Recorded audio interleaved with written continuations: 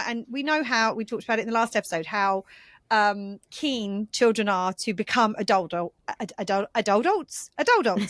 mean, I think I that's feel what like I an feel adult. like some of the times. Yes.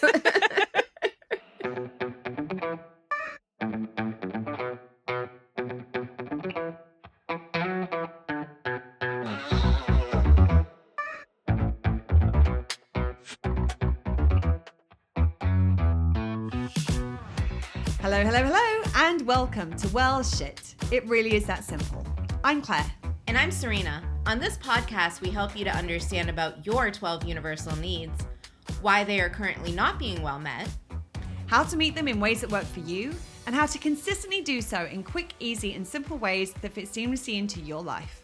We'll also help you to understand how doing so will have a positive ripple effect in literally every area of your life.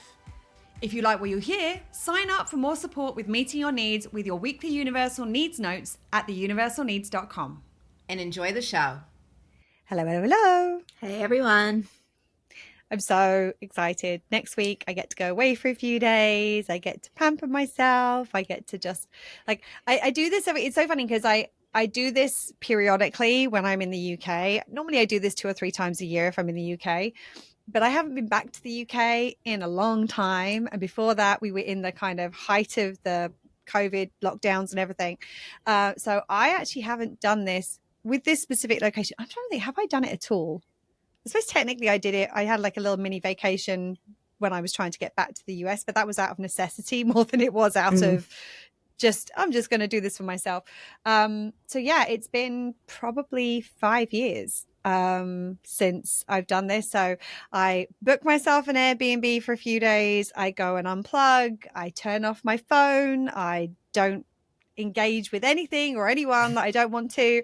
In fact, I don't really engage with anyone. I go and chill out. I book myself a massage. It's going to be, I'm so looking forward to it. Like a few days. I was saying something the other day.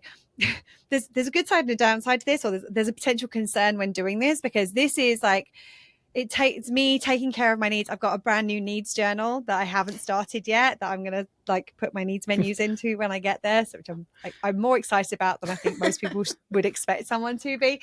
But it feels so good. I can't wait. So I'm like, the good thing about this is I get to go and just focus on me and take care of my needs for a few days, which is amazing. The potential downside is that that's what I was doing when the universal needs work first came through to me. So there's always this kind of concern around, I'm supposed to be relaxing and taking some time off. Like brain, can we be on board with this, please? And let's not figure out a whole new bunch of content while I'm down there. That would be great. And it is what it is. So we'll see what happens. Yeah. Sometimes it's hard to tell the brain to stop braining. What do you mean sometimes? I don't think I've ever been successful in telling my brain to stop braining. Well, I can usually get it to stop braining, but I have to argue with it, and that's what stops it from like thinking about the thing, is me doing an internal argument with my own brain. And then Gotcha. My ADHD plays in perfectly, because I'm like, oh, let's go do that instead. And then it's done. Ta-da! But anyway, we're not talking about all this. Is not what we're discussing today. Today we are going to do like a follow-on basically from the last episode.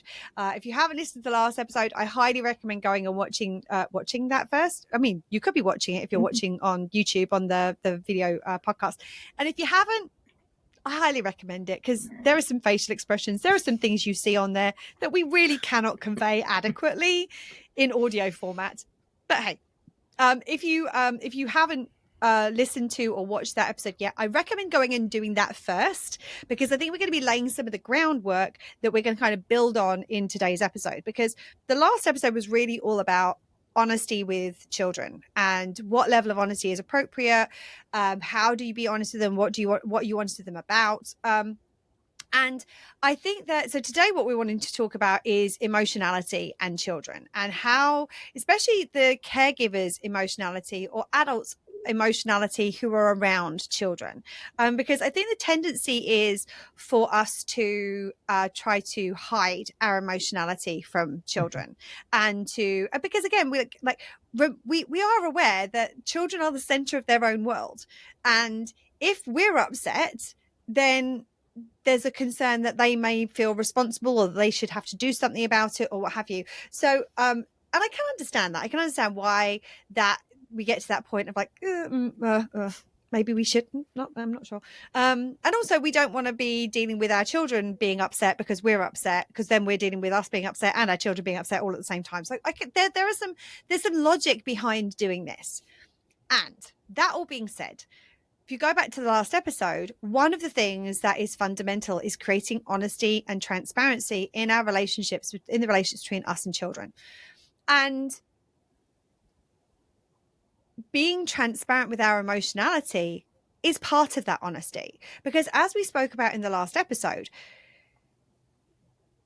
there's a very good chance that if you are feeling some kind of way about something in an intense way, I'm not talking about, oh, I stubbed my toe and I'm a little bit pissed off about it. I'm talking about if there is a significant emotionality going on about something, then even if you don't speak it, chances are the children around you are likely to pick up on it.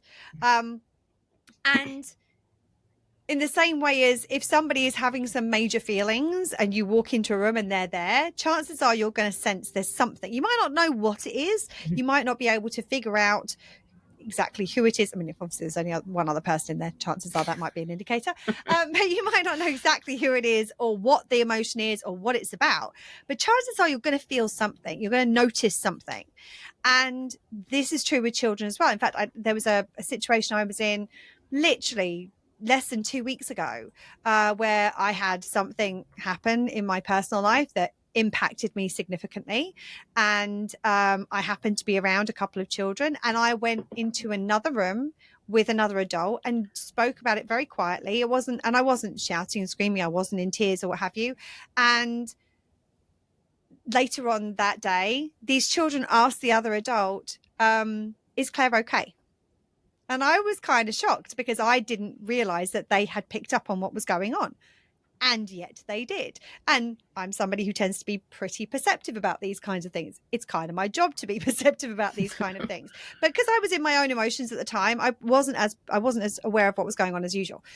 So it's really important to realize that emotionality is a very key part of being honest, because as we were talking about in the last episode, if a child is perceiving that something is going on or picking up that something is going on, and you're trying to communicate that there is nothing going on, that it's a form of gaslighting that is happening there, what it's going to do is it's going to undermine their trust in their perception as to what's happening, their perspective on what is going on.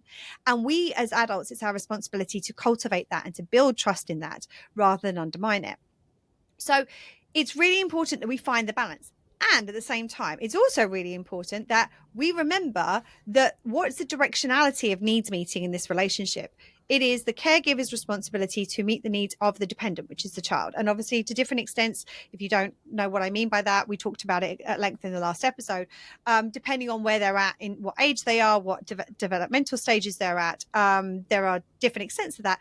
But that's the directionality of that relationship. It is not their responsibility to meet our needs. It is our responsibility to meet their needs. And we need to make sure that we manage this dynamic in such a way that they don't take on responsibility for taking care of us, for taking care of our needs. Now, do they want to show care? Yes, that is a natural human response. Do they want to support people who are around them if they are going through a challenging time? Yes, that's a natural human response. That's part of community. It's part of family. It's part of these relationship dynamics. And we need to make sure that they are not taking on responsibility for being the sole support in these kind of situations, or for being responsible for making you quote unquote feel better, or because there's a lot of that goes on in these kind of dynamics. It sounded like you were about to say something, so Keep on going. It's really important that as we are experiencing emotions, that we are open and transparent with our children to, again, an appropriate point at an age appropriate way, for a couple of reasons. First things first is that if we are trying to support our children in meeting their emotional experience and expression need, i.e., we are trying to teach them that it is not only okay, it is necessary to feel the full spectrum of emotions, to process the full spectrum of emotions and express the full spectrum of emotions, and they do not see us doing it, they are going to come to some conclusions about that. They're going to either think that it is not really okay to do, because the children learn more from what we do than from what we say. We've said this repeatedly. They also may think that therefore it's a child thing to do, not an adult thing to do, and that if you're an adult, you don't do those things. So they might, and we know how, we talked about it in the last episode, how keen children are to become adults. I mean, I think Yeah, I that's feel what like I an feel like adult. some of the Yes. times. Yep, adults new nights. A lot of children want to become adults before their time. They're like very in a hurry to get there quickly, and if they associate not experiencing emotion with being an adult, they're going to start to repress and suppress their emotions, because that's the association that they're going to make. They may also think that there is something wrong with emotions, and that that's not something that should be done, because they're not seeing it happen. They also won't know how to effectively feel, process, and express their emotions, because they've got no role model for it. They're not seeing it happen around them. If you think about the things that children learn because they see it being done. They start to then try it themselves, and then they figure out through support and guidance and what have you. But a lot of the time they'll do it from seeing it happen. They're going to see it happen over there, and they're going to try and do it themselves over here. If they're not seeing it anywhere, then the chances are then they're going to struggle to learn how to do it themselves. And if they do it, they're going to feel like they're doing something wrong, or, Mm-hmm. they're not. One of the things that I think, one of the obvious examples that comes to me is adults don't cry, which is bullshit. I cry all the fucking time. Like, I never thought I would cry as much as an adult. And I will get to it a little later in this episode. There was a point where that was not a thing, because it was like, oh, like, you don't cry if you're adult. You like, strong people don't cry. Like, all of this messages, shit we get, put on us as we're coming through our journeys. It's really amazing what it can, like, those little things, like, oh, so and so was so strong, he never showed any emotion, and it's like, oh, yes. I have a lot of feelings about that. Yes, and yeah. Anyway, I'm going to sidestep away from that one. Otherwise, that is a rabbit hole I'm going to go diving down with both feet first. So anyway, let's go back to the emotionality thing. Again, it's really important that we are doing this in a way that is mindful of the fact that children are dependent on us for getting our needs met. So it is important that we actually show them the process of emotionality, and how it is something that is in constant flow. It is something that is constantly present, and that different emotions are present, and that's okay. And one of the things that kind of happens with this is that we also need to be aware that the fundamental underneath all of this is said that they are dependent on us for getting our needs met, which means they need to feel safe with us. And if we are expressing emotion to a level and an extent in front of them where they no longer feel safe, because it feels like we are no longer safe, that is going to be something that we need to be aware of. There is a lot of nuance around this. So I think that if this is something that you are concerned about, or something that you want to explore, please do reach out and see if you can potentially have a session with us about this, because again, it's so difficult to give like a one size fits all, because it depends on the age of the child, how many children, what needs those children have got, where they're at in their own developmental stages. So all of this is like it's so difficult to do a podcast episode like this that's general, because there's not a one size fits all. I wish there was, because it would make my life a lot easier. But nuance. It's always going to be around, and we got to figure our way through it. So we need to be mindful. The first and most important thing is for us to remember that it is our responsibility to take care of our needs first and foremost. It is our responsibility to be processing our emotions effectively. And it is our responsibility, if we need support with those emotions, to find places to get that support to help us process our emotions, so that isn't something that is taken on by the child in this situation. So, for example, if it were me and Serena, I know this is a slightly different situation, because neither Serena nor I have children ourselves, we like if I was having some emotions about something, I'm going to find time to talk to Serena about that, where I can be in my full expression of whatever it is that I am feeling at that point in time. Does it mean that I don't show that to the child who is around? No. Does it mean that they maybe don't have the capacity to handle the full expression of everything that my adult self, dealing with all of the different things going on in my adult world?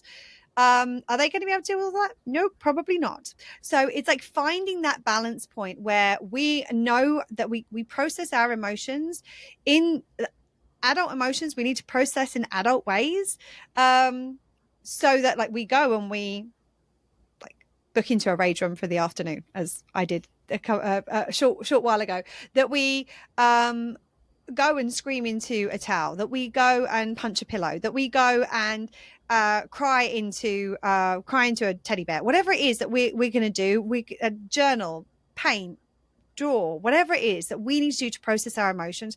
That fundamentally we are taking responsibility for doing that first and foremost.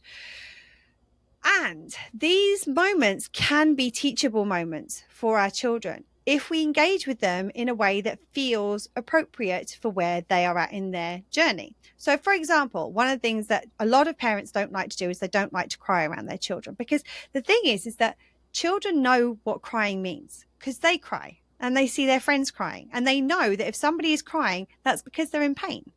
And children don't want you to be in pain in the same way as you don't want your children to be in pain. And it's important for them to see it's okay that there are sometimes situations in which, yeah, it's appropriate to cry, and you cry to get it out of your system. And once you cry to get it out of your system, then you can start to figure out what it is that you're going to do about it. You take your time. We've talked about the emotional tunnel in a previous episode. We'll put the link to it in the show notes, where we go through our emotional tunnel. And as adults, we've got the ability to get through that emotional tunnel pretty quickly if we allow ourselves to fully process it. But it's okay to cry in front of children, because it's important for them to know it is okay for them to cry. It's okay for adults to cry. This is a normal part of emotions. And if we're in that place, it's really important that we are having a dialogue with the child as we are in the space. So it's important to let them know that, yeah, there is something that's happened that has meant that I'm feeling sad right now. And I'm taking a little moment to cry because I need to let it out my system, because I don't want to hold it in. I want to let it out my system. And then I'm going to do something that is going to move me in a direction where I start to go, okay, now I've allowed myself to be sad for a second. What's something that's going to make me support my needs in other ways? So what are the other things? What are the other needs that are up? How can I take a moment to cuddle a pet, because that's gonna feel good in that moment? Or I'm going to take a moment to paint something, because that's going to feel good for me in that moment. Or I'm going to take a moment to go outside and put my feet in the grass, because it will ground me, or it'll like allow me to drop my energy. I'm going to go and take some deep breaths. I saw a brilliant video the other day of a parent helping a child who was she was very upset and crying, and she talked about like smelling the flowers and blowing out the candles. So it's like smelling the flowers was like a deep breath in through the nose, and blowing out the candles was blowing out through the mouth. And it was a visualization. And it's like, you can do that yourself. Like if you are dysregulated because you are experiencing grief, you can regulate yourself in the same way as you would encourage your child to do so. So you can be like, okay, so I'm like, my system is kind of a little upset right now because I'm crying because I'm getting it out. And so I'm going to do the thing that I would say to you two in the situation. I'm going to take a moment to smell the flowers and blow out the candles. Or for example, maybe I'm going to do some humming, because that's something I know is going to support my vagus nerve. And obviously you don't have to talk to them about the vagus nerve, but like you could do some humming. You can figure out a song, like maybe a nursery rhyme or something that they could hum if they are feeling the same thing. So you can use you going through that moment and feeling that thing. And one of the things that's very good is that sometimes we're very bad at taking care of ourselves when we are in this place ourselves. And something you can do is you can think about, how would I be talking my child through this if my child was feeling and experiencing the things that I'm experiencing right now. I'd be validating how they're feeling. I'd be saying it's okay for you to feel the way that you feel right now. It's okay to cry. Let's get it out of the system.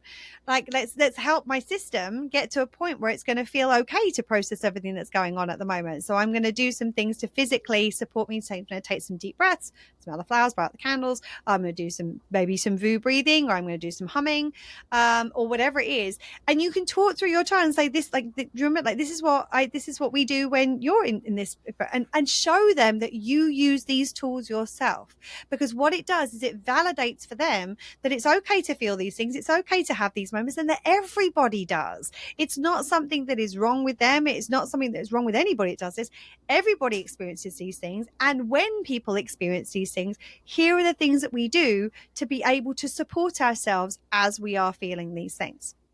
It's So that's, I think, go on, go ahead. it's amazing that, there's so much care and concern for children as parents and adults and keepers of kids, which I guess would be a caregiver. Probably keeper of kids is not the best. Like, that sounds it like sounds something like from ancient times, and it sounds I was gonna a little macabre.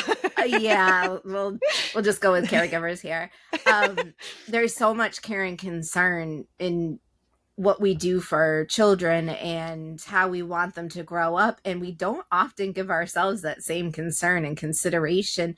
And I think a lot of people, they know, at least up here, they know that children learn from examples, that they are going to emulate what they're around. And even knowing that, it's still hard for a lot of adults to take time in front of a children to feel their emotions, to meet their needs, to give back to themselves, and to actually show children this is how we do it. I know this works because I do it. like,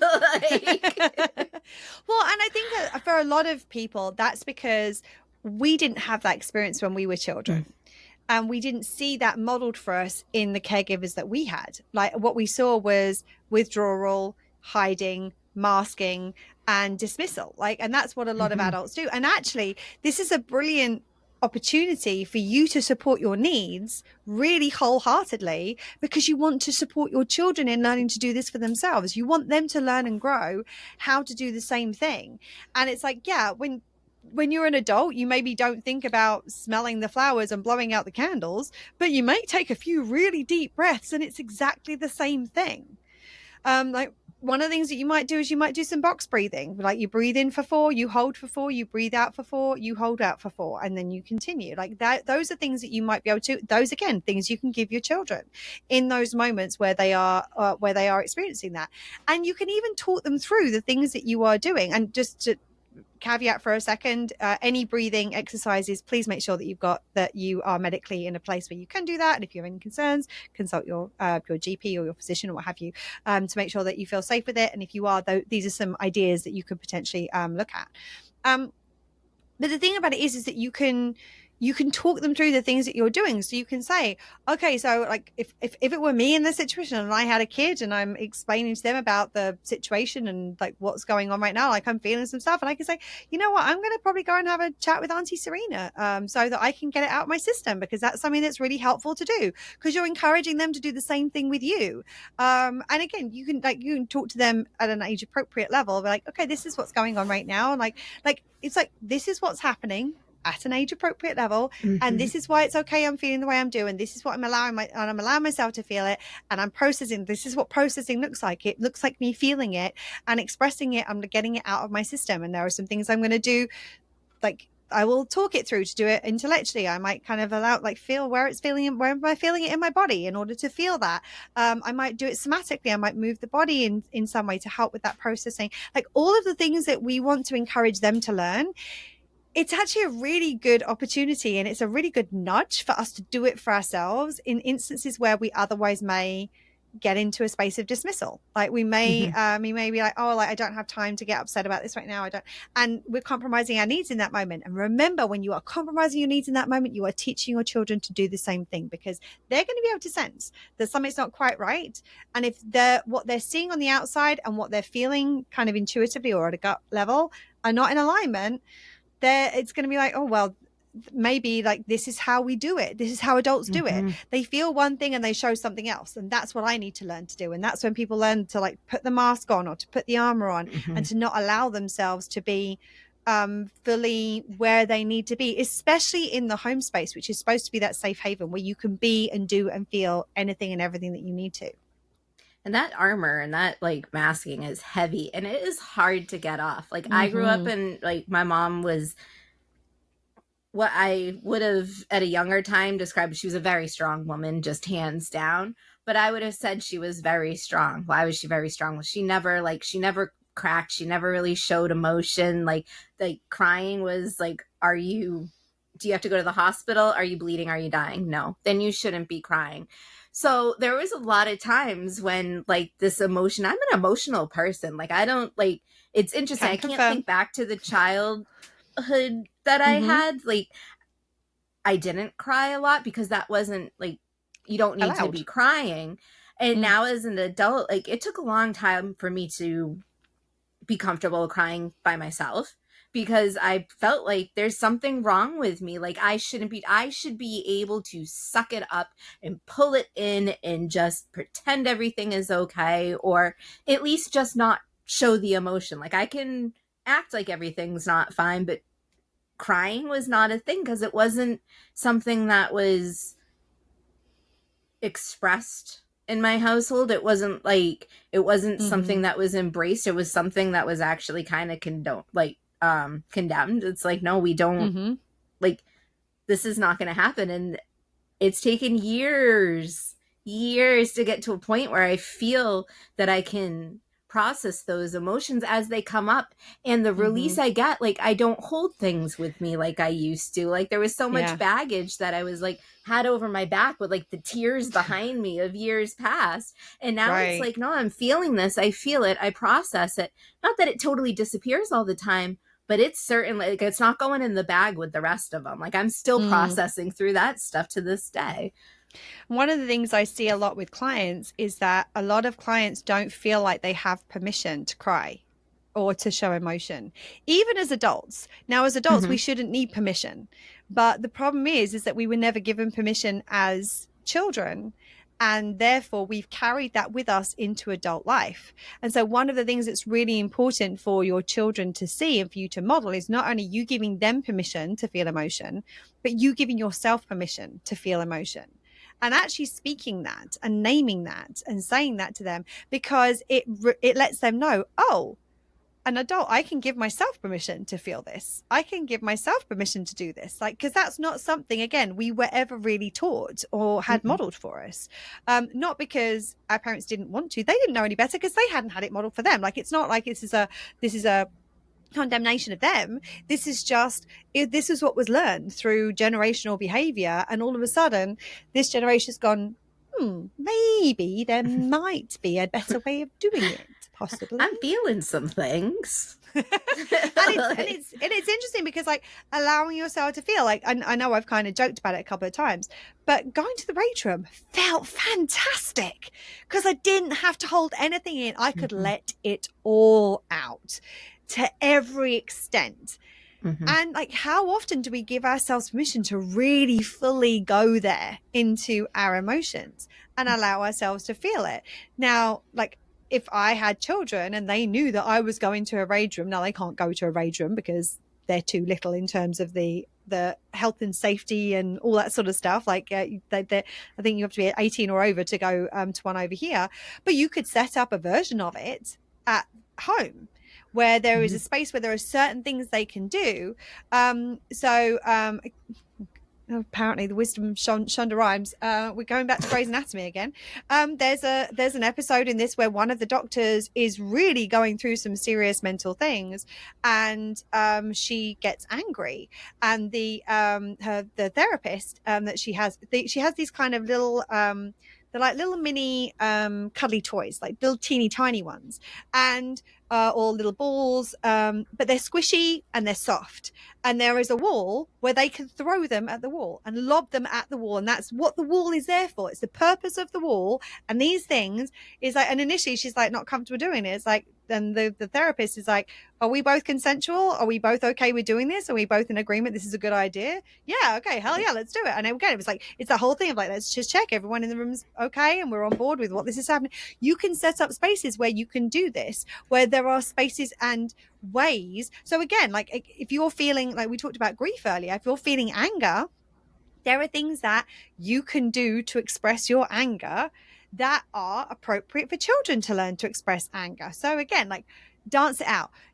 Find an angry song, without explicit lyrics if there are children present, and blast that, like punch the air and stomp your feet and dance it out and sing it at the top of your voice, like getting little kind of Mhm. mini cuddly toys and like throwing them against a wall where there is nothing in the vicinity it's going to get broken by doing that, or throwing them against a pillow, throwing them against a bed. There's all kinds of different things you can do, and these are things that if these are things that I strongly encourage you to use the tools that you are giving your children for your own processing, because you show them that they work. You show them that this is how we do it, and it's how we do it, not how you should be doing it and I'm going to do it a different way.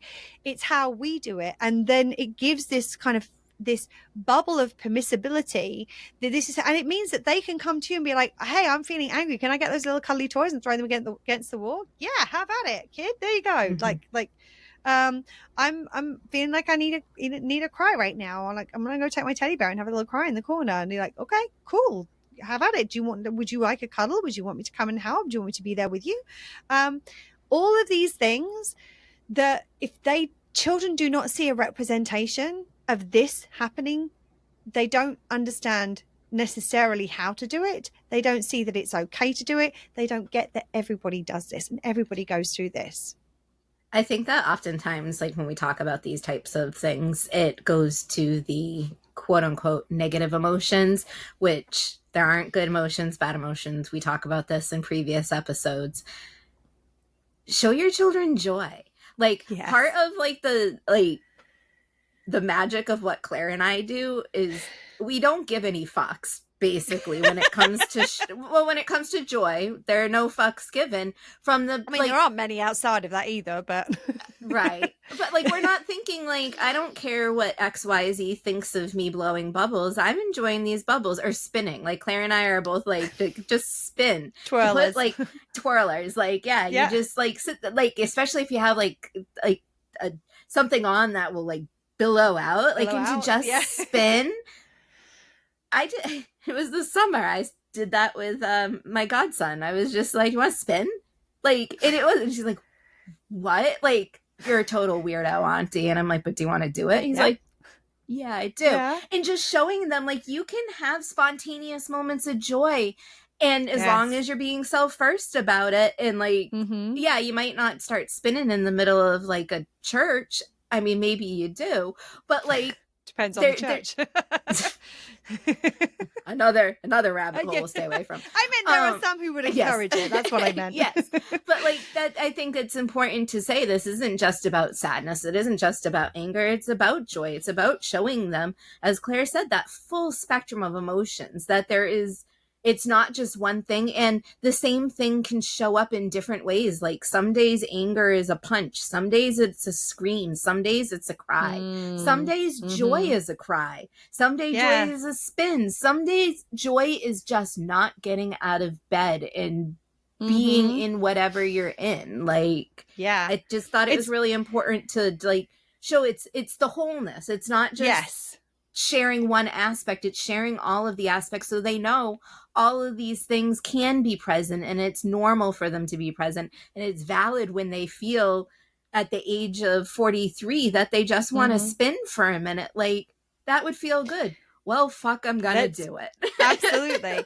Well, and it's funny because like I think that you're so right that it's important to acknowledge this in all of the spectrums, and to encourage yourself and your children to experience all of them. Like it reminds me of my grandmother.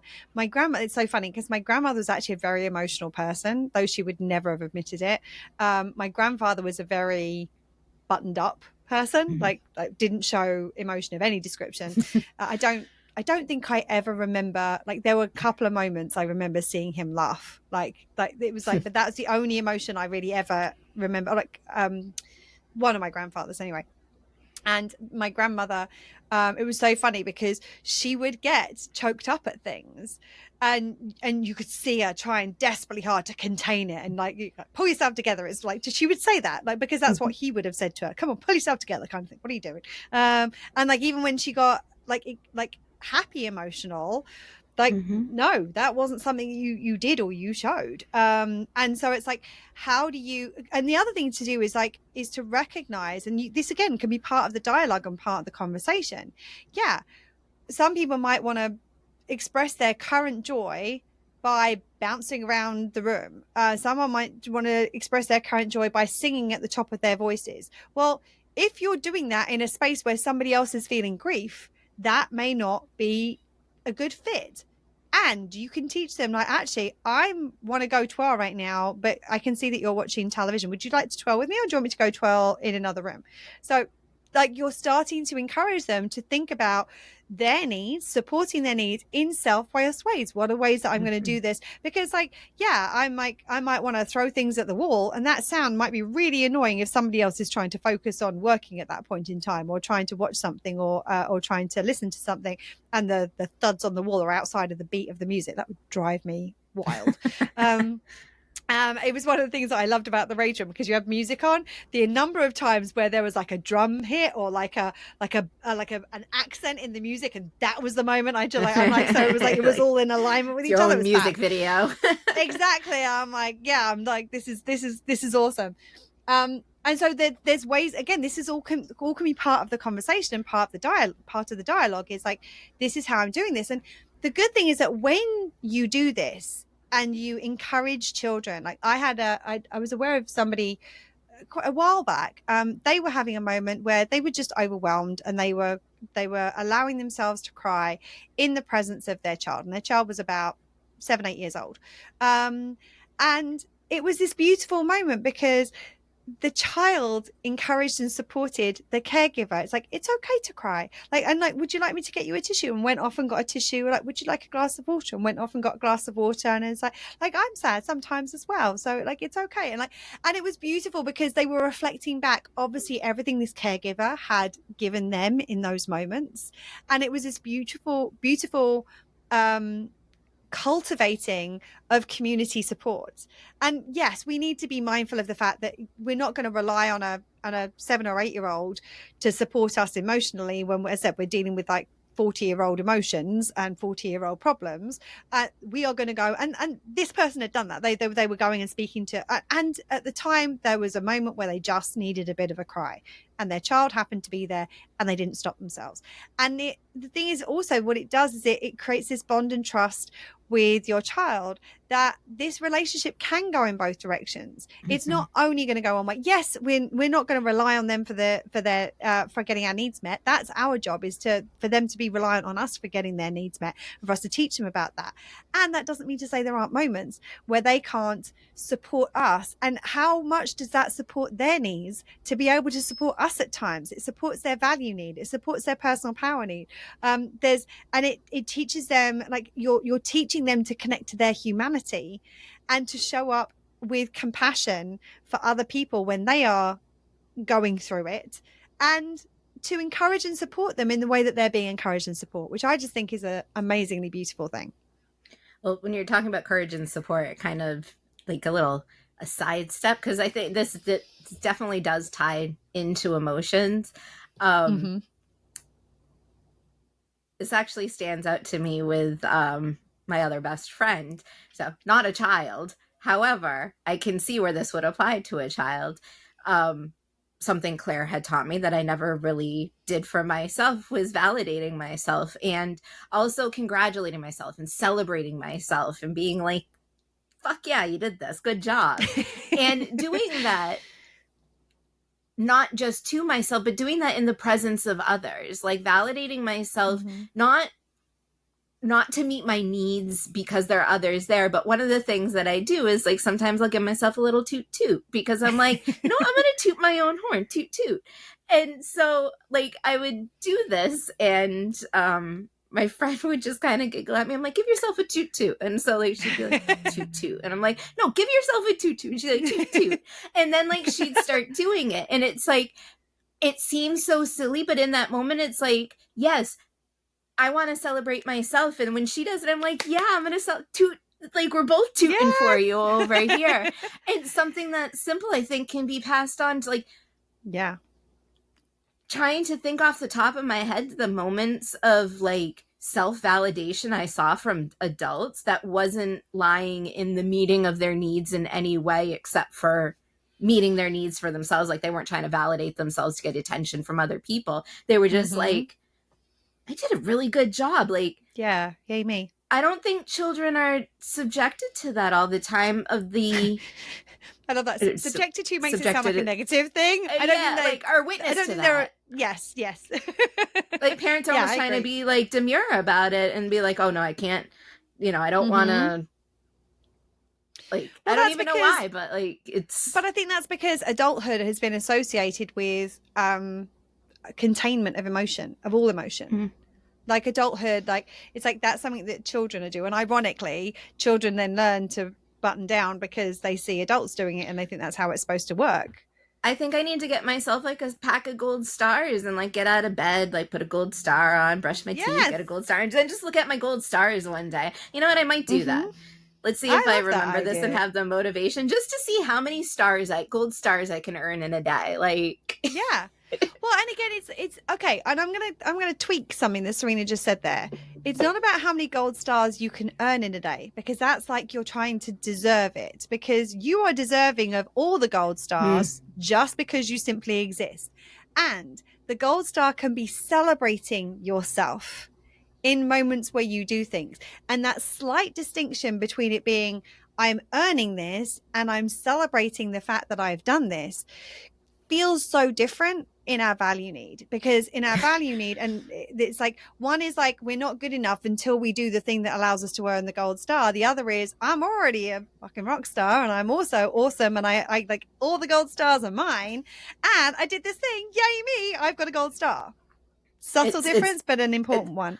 It's a very important difference, because as you said it, like I felt the shift in my body. I'm like, oh yeah, that's not what I meant. Like, and it was like, no, it's about the celebration. Like that, like we teach it, we still do it. Like there's still that kind of that subtle conditioning. Shift. Absolutely. And so the more that we allow ourselves to embrace, and I think that one of the things that can also support with this emotionality and with the full spectrum of emotions, we've talked about grief, we've talked about anger, we've talked about joy, is really connecting with our own inner child and connecting with playful energy, because there's joy and then there's playfulness, and playfulness brings a different quality. And I think that doing things like that with our children and having our children see that in us again, like one of the things we talked about at the beginning of the last episode, I think we might have mentioned it in this episode, is this whole like, oh, stay a child, like no, don't become an adult too soon. Why are we saying that? Yes, okay, there's all the responsibilities and bullshit that comes with becoming an adult. It's because a lot of us lose our joy. A lot of us lose our playfulness. We disconnect from that. And in actual fact, this is a beautiful opportunity for us to reconnect with our playfulness and also encourage our children and give them permission to stay playful as they grow up, to stay playful and allow that playfulness to infuse their lives in different ways. That is also part of the emotionality that we want to share. So yeah, so the spinning and twirling, that's playful energy. Dancing it out, it's like, okay, there's this great things happen, let's dance it out. This sucky things happen, let's dance it out. Getting messy. Yes. Like, getting messy in any, like, whether it's creative messy or just like life is messy. And I think so often we want to container it. We want to keep it clean. We want to have it be perfect and right there and organized. And that's not, it doesn't matter how good you are at containing that shit. That's not life. So being messy in the ways and then being like, and this is how we clean up our mess. Like literally, like kind of like the literally and figuratively. Right. And how many things that are fun are actually clean? My mind like just went in 15 different gutters, but like, yes. But how like realistically, fun tends to be messy. Even if Mm-hmm. you're just dancing and you're getting all hot and sweaty and your hair's all over the Mm-hmm. place and the mascara's halfway down your face or whatever it is, like like allowing ourselves to be, as I said, Serena like just said it there. You can allow yourselves to be messy and then you can clean up the mess afterwards. Like, but Mm-hmm. allowing that, I mean, there have been times where and there are ways of connecting to the similar sort of things that are like, let me finish the thought that actually came in and then kind of umbrella it. So like Serena and I, big glitter fans, big confetti fans, and like, yeah, this thing's happening. Pada! Let's have some celebration. This is fun. Not clean. Not a clean thing. And there was a moment where we were like, oh, hold on, we want a confetti moment, but I don't want to do the cleanup right now. We're going to find a way to do confetti virtually. And so we added it to our podcast video.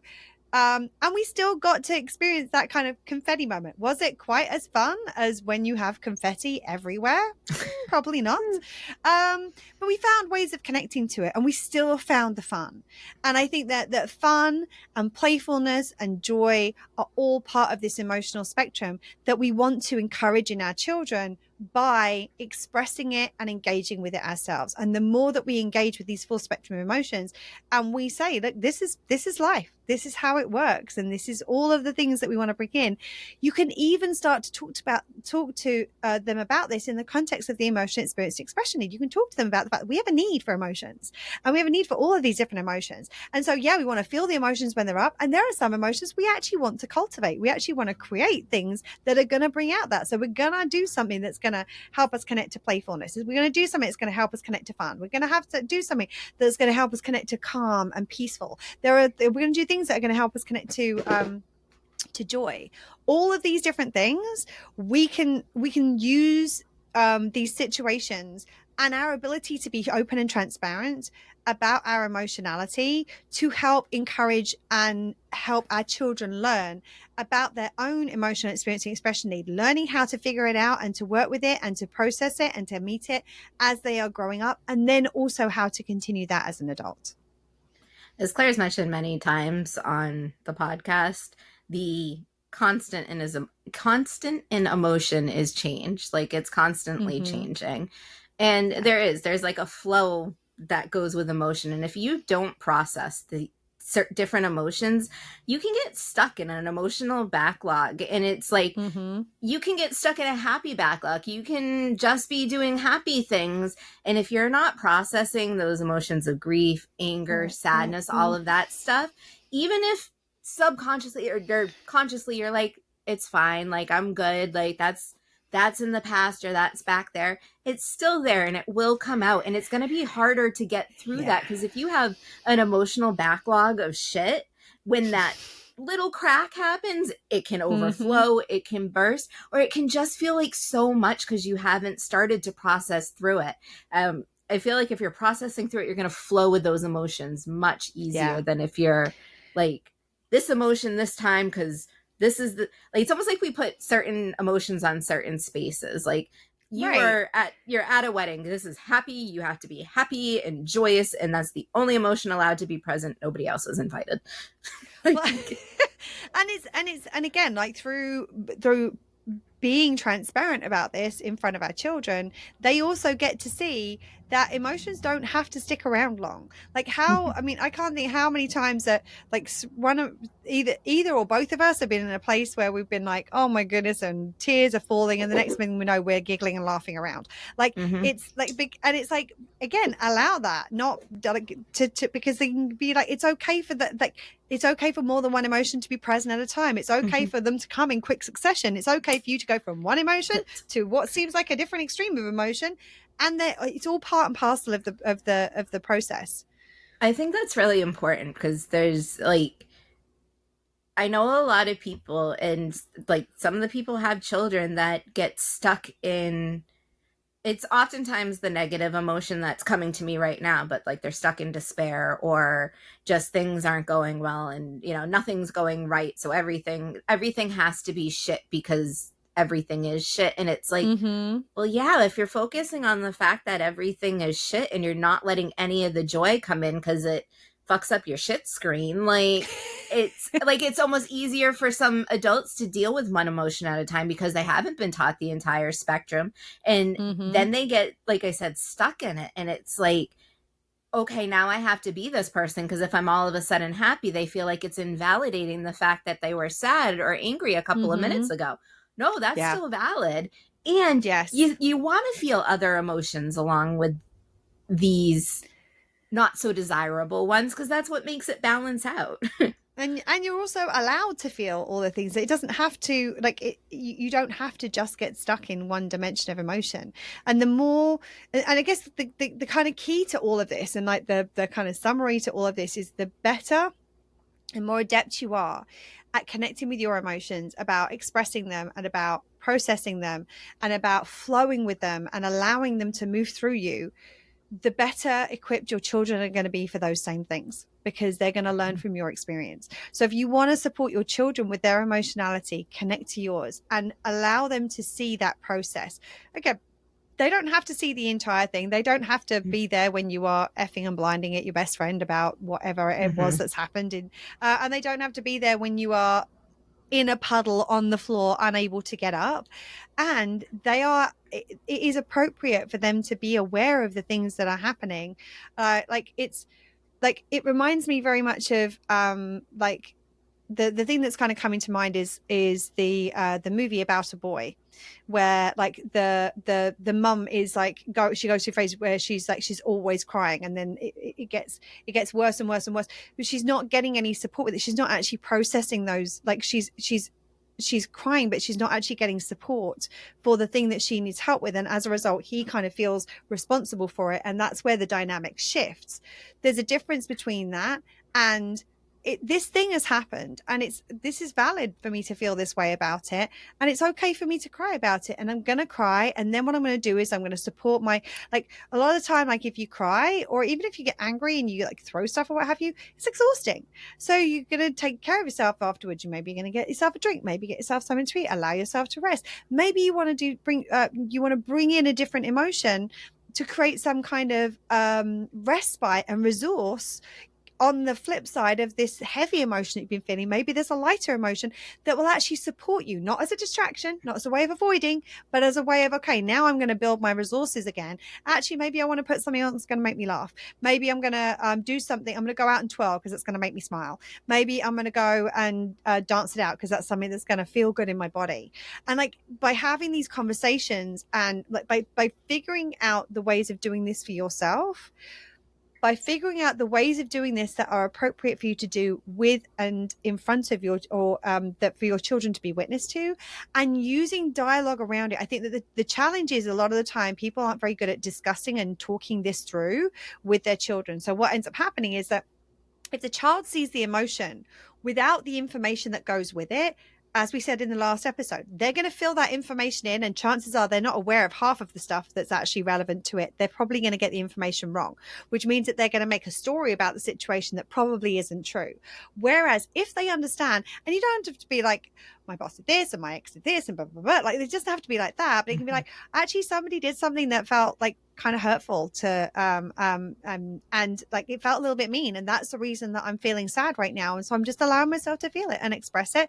And then once I've got it out of my system, I'm going to do something that's going to support me, because that's like them doing this made me feel a little low, so I'm going to do something to remind myself that I'm worthy of being treated well. Like all these things, that dialogue around it is the key to this. It's not just having them witness the emotion, it's about the dialogue that goes along with it, and showing them and explaining the tools as you are doing so, so that they understand what is happening, why you're experiencing the emotions that you are. Again, at a superficial level, what you are doing about it and how you are supporting your needs, because that is the way that they are going to understand how to do this for themselves.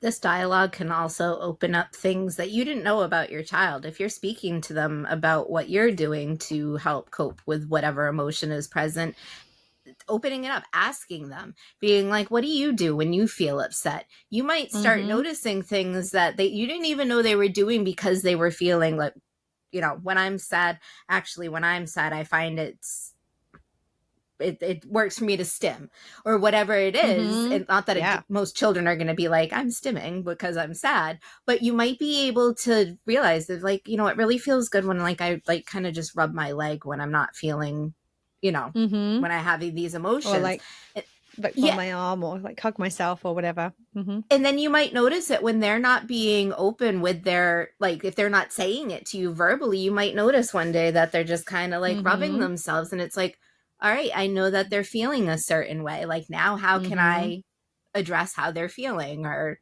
Right. acknowledge it? Absolutely. Yeah, and I think that like the other thing that can be really helpful in this is like where are the areas of challenge for children at different developmental stages. Like one of the things is that a lot of times they can feel out of control, they can feel powerless. Like you can have a dialogue around that. Like when I'm feeling kind of powerless, here's the thing I do to meet my personal power need. These are things that I can do so I can feel like I can connect to that personal power, even in situations that aren't ideal. The other thing is that can be very helpful, and again, this depends on the where your child is at in terms of age and development. But it can be also very helpful to have an emotions chart in the house where there is like different emotions, like at age appropriate level. And everybody either has their own chart or they have like a colored indicator and they can put it according to which emotion they're feeling. So you don't necessarily need to cry in front of your child. You can have your indicator on the I'm feeling sad. And like if you're going to do that, if you're going to have that kind of a representation, make sure that there is space to be able to discuss, even if it's just a check-in at the beginning of the day or at the end of the day or when they come home from school or whatever, so that you're having a dialogue about it. Like, yeah, I'm feeling a little sad today because this thing happened that I wasn't very happy about at work, or this thing happened that like I've been a little bit concerned about this or this, or I'm worried about my friend because her leg or something. You can have the dialogue around that, and again it allows for this transparency and this flow um of understanding about where everybody is at emotionally in the house. And it also encourages them to be able to, and again, it's like you can be like, well, this is how I'm feeling. And this is what I did because this is how this helped me to process it. And this is the thing that I was also feeling this need was being that could use a little bit of help. So I'm going to do this to support I did this to support this need, or I'm going to do this tomorrow. I'm going to speak to so-and-so because that's going to help me to process how I'm feeling. And again, this all opens up this dialogue and this transparency because also the more you do this, and again, the more that you do this, the earlier in their development and the younger they are, and get into this space of there being this transparent conversation around emotions in the house that is not just focused on the children. That is a multi-way thing where everybody in the house is a part of this dialogue and everybody in the house is a part of this transparency. It normalizes it, and it normalizes the emotions. It normalizes the process of processing the emotions. It normalizes the expression of emotions, and it normalizes dialogue and transparency and communication about emotions. And that is one of the most supportive things that you can give your children, is a place in which it is normalized, it is natural, it is part of just day-to-day life to be aware of emotions, to be encouraged around and supported around processing and expressing them, and to be having a transparent dialogue around them. Anything else you want to add about our little emotional cauldron that we have with all the emotions we've been talking about today? I think I'm good.